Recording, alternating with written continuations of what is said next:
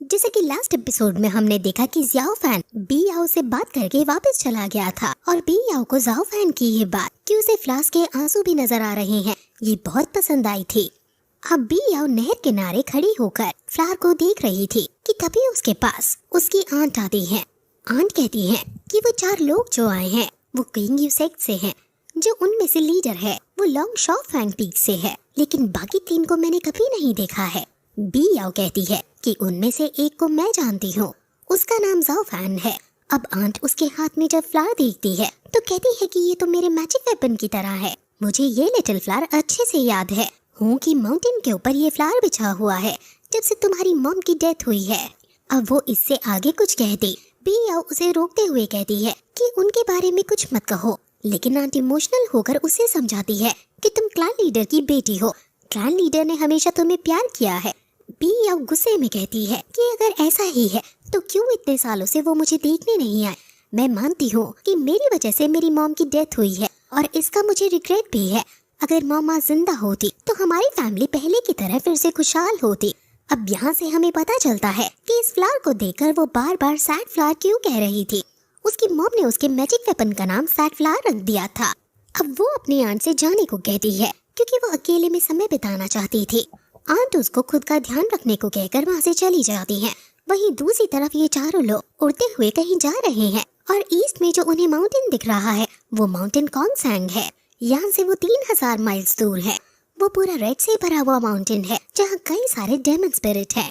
800 साल पहले वो डेमन्स के मिलने की जगह हुआ करती थी, लेकिन अब यहाँ क्या है वो बहुत रहस्यमयी है और ये वही जा रहे हैं। ये लोग 10 दिनों से उड़ते जा रहे हैं और अब ये पहुँचने ही वाले हैं। वहाँ इन्हें इंसेंस वैली और तियानी टेम्पल के लोग भी मिलेंगे।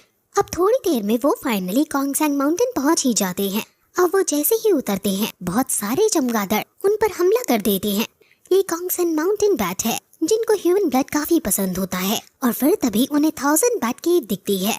ये बैट्स बहुत सारे थे इसलिए इन्हें लड़ने में काफी दिक्कत हो रही है, लेकिन तभी उन्हें एक आवाज सुनाई देती है कि ये बैट्स लाइट से डरते हैं। वो तुरंत फिर चमकने वाली शील्ड क्रिएट करते हैं जिससे बैट्स वहाँ से डरकर भाग जाते हैं।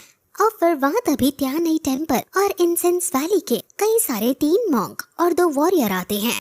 ये दोनों आपस में एक दूसरे को ग्रीट करते हैं और अब ये केव के अंदर जाने का डिसाइड करते हैं। असल में ये जगह डेमन से भरी हुई है और वो बैट्स तो केवल एक प्रकार के डेमन्स ही थे। यहाँ इनका सामना कई सारे डेमन से होगा और इनका काम डेमन्स को मारना ही है। मॉन्क सभी को केयरफुल रहने को कहते हैं क्योंकि आसपास एकदम से काफी सन्नाटा आ गया है।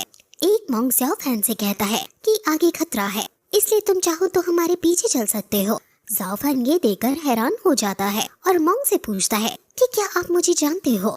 मॉन्क कहता है कि तुमने टूर्नामेंट जीतकर अपना नाम 7 मेरिडियंस में बना लिया है। ये सुनकर ज़ाओ फैन शर्मा जाता है और वो लोग आगे बढ़ते हैं और वो गुफा की गहराइयों में पहुंच जाते हैं। ज़ाओ फैन कहता है कि जब वो छोटा था तब उसने ऐसी केव्स देखी थी। ये केव भी बहुत अंधेरी और गहरी है, इसलिए हमें सावधान होना होगा। मॉन्क कहता है कि तुम्हें अपना बचपन अभी भी अच्छे से याद है। ज़ाओ फैन बचपन की यादों को सुनकर थोड़ा उदास हो जाता है क्योंकि बचपन में ही उसके माँ बाप मर गए थे, लेकिन तभी वहाँ एक हलचल होती है और सभी अपने हथियार निकाल लेते हैं। सीनियर लाइट से आसपास देखने की कोशिश करते हैं और उसे पता चल जाता है कि यहाँ कोई डेमन प्रैक्टिशनर मौजूद है। फिर वो तुरंत उनकी आंखों से ओझल हो जाता है। मॉन्क अलग अलग ना होने को कहता है क्योंकि अगर सब अकेले हो गए तो वो हमें मार सकता है। अब तभी वो डेमन प्रैक्टिशनर पीछे से आ जाता है और हमला कर देता है। ज़ाओ फैन अपनी मैजिकल वेपन को निकालकर खड़ा हो जाता है, लेकिन हर जगह धुआं होने की वजह से वो कुछ नहीं देख पा रहा होता। लेकिन तभी अचानक डेमन प्रैक्टिशनर ज़ाओ फैन के आगे आ जाता है।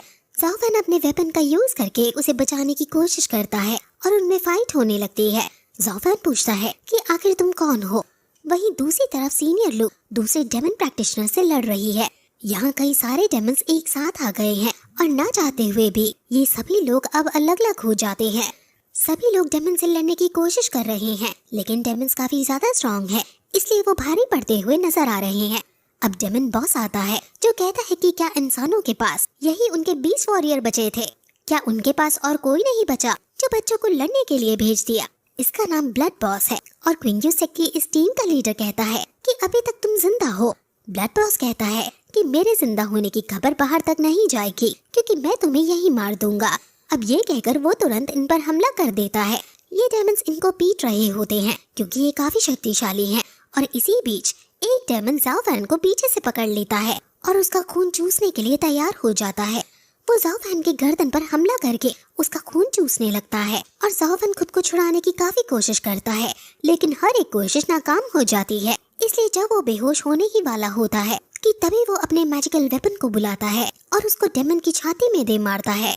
ये मैजिक वेपन उसको लगते ही उसके अंदर विस्फोट होने लगता है और उसकी बॉडी सुन पड़ जाती है।